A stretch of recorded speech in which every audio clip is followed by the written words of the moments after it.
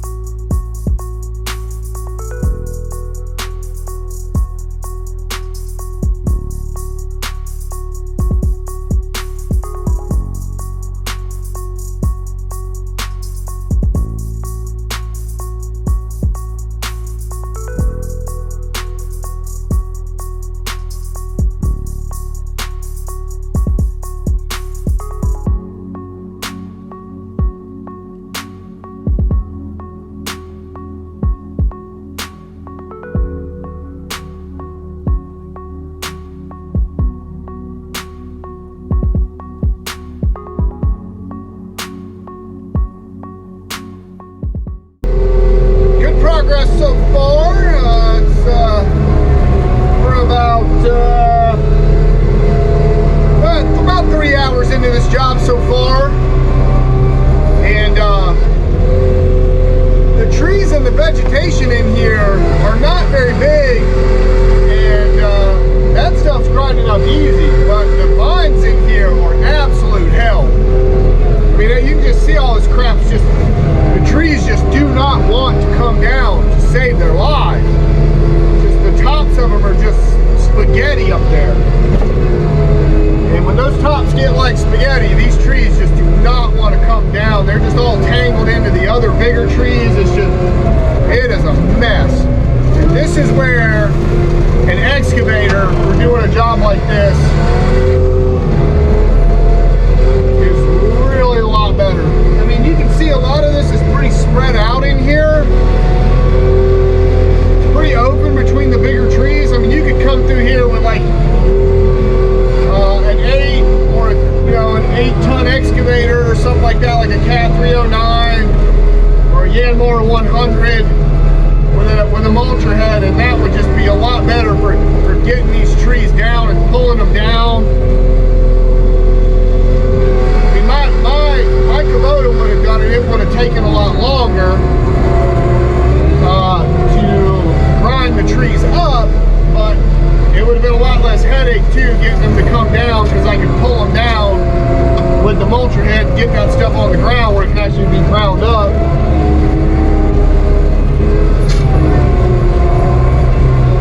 We're making our way. We're just about to the edge of that creek right there.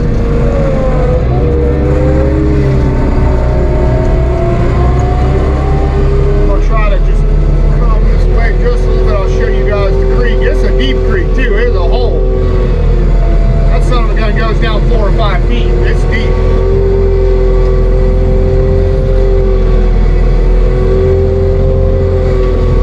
You can see all those vines right there just holding everything up. So now I gotta lift up the cutter head and cut those vines to get this stuff to come down. And then it just wants to fall in every which way direction.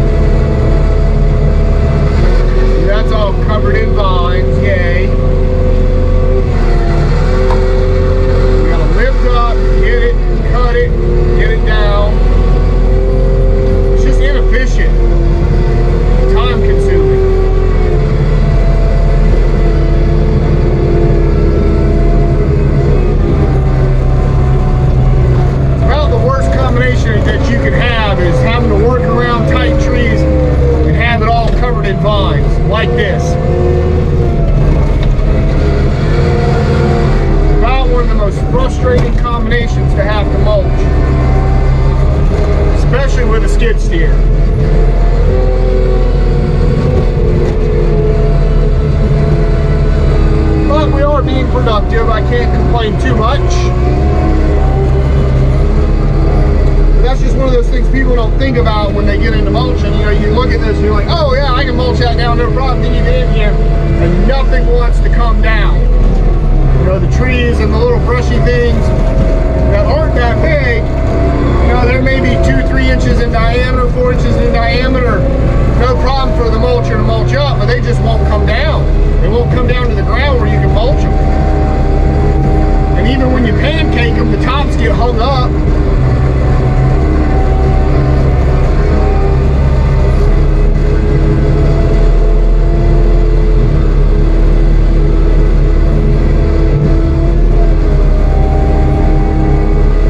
Alright, so I can see the road out there where our stopping point is. So we're getting there. Not too much further to go here.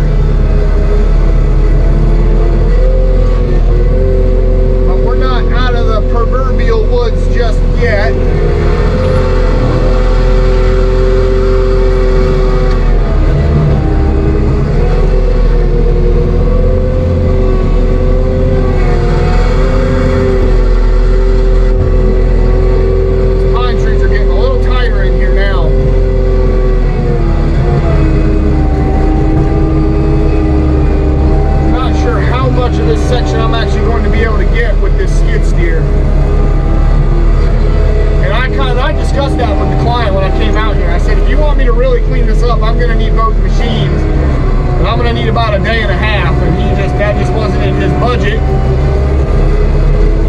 Maybe even 2 days. And that just wasn't in his budget. He said, just bring the skid steer over here, get what you can, open it up so I can see what I'm working with, what I got, and see what I want to do with this in the future. I said, all right, you got it.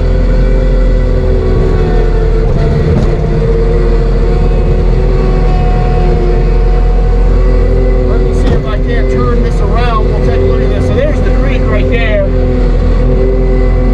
She's a hole in the ground.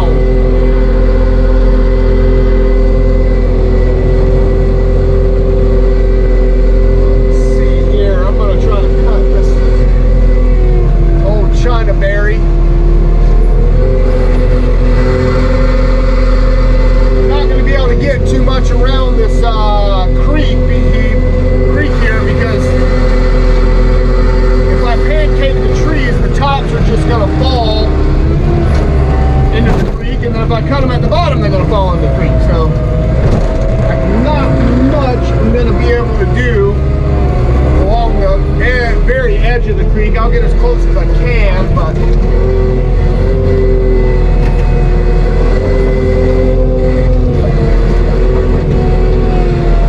going down and getting stuck in that creek was not on my bingo card today.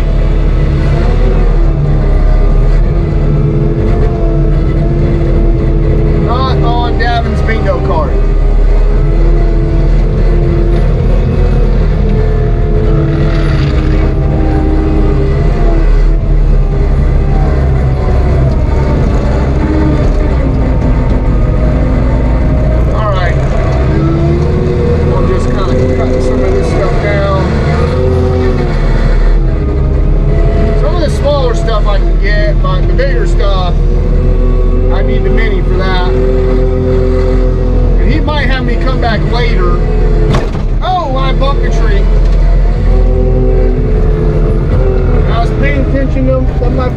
What's in front of me, not behind me. That happens when you're mulching in these trees. You're going to bump trees. That's why I got that big old bumper back there on the end of this thing that John with Upstate Brush Control put on the back of this thing. It's got a huge 3/4 inch metal bumper, and that's why. I love that bumper. All right.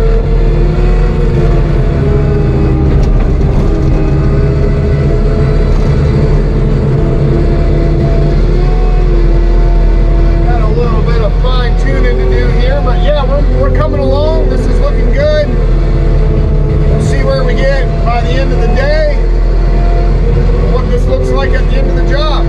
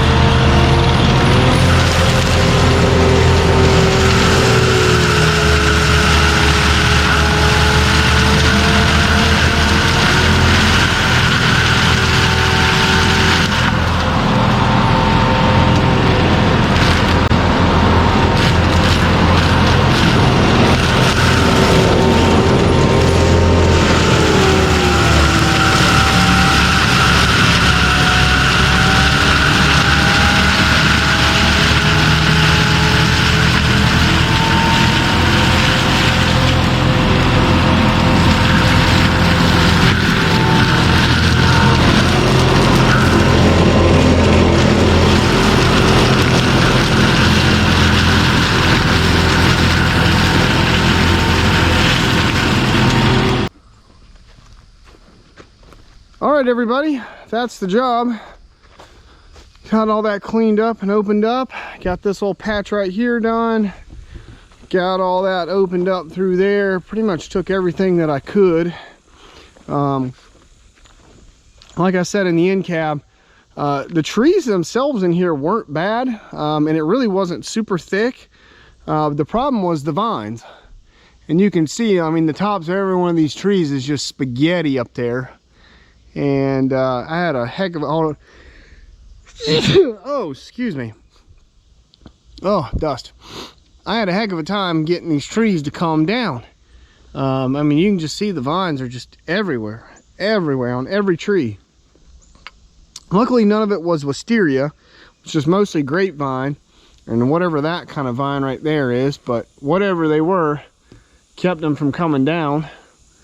But for the most part, I got it opened up and cleaned up. So the owner eventually wants to put a house in here, but we had to open it up so he could walk through here and see what he's got. Also, this job would have taken a little bit less time if I had put new teeth on the mulcher. The teeth on it are, they're about done, but I knew there was concrete in here. The owner and I had walked through here, and it was open enough that you could kind of see some stuff in here. I knew there was some concrete and some brick. I knew there was going to be some metal in here hidden, and I hit some metal. I hit some of that brick and concrete and some of the stuff I didn't see. So I knew the teeth were going to take a beating in here, and that's why I didn't change them out to new teeth before I started this job. I was like, there's no point. That's just going to piss me off if I come in here with new teeth. So, but old teeth notwithstanding, I still ground this stuff up and chewed it up pretty good.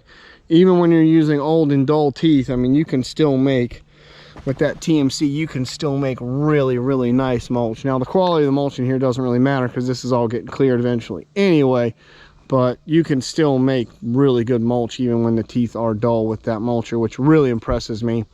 So yeah, all this looks pretty good. Got most of that stuff along that creek bed that I could, towards the edge. I also told the owner in here too, I could have gotten a little bit more of the vines and stuff, and gotten maybe a few more of those pines that were stuck in there real close together in this area, like, because this area right in here, oh, let me grab the GoPro. This area right in here got really thick with the pine trees, and they got really dense and close together, and trying to get that skid steer through there became a real problem. And I could have gotten, you know, maybe cleaned it up a little better with the Mini if I had brought it in here, but it would have taken me a lot longer. And he was just like, we just need it roughed open, get what you can, and then eventually he's going to have somebody come in here and knock down all these pines and hopefully get a house in here. So we took out a few stumps out there in the yard too and got all that cleaned up. So yeah, it looks good. Looks good. Got to watch out for these pesky little things like this. You know, that's no bueno for a mulcher. But that's just what you deal with. But looks good. Looks as good as I could get it with the skid steer. As tight as it was and as many vines as there were.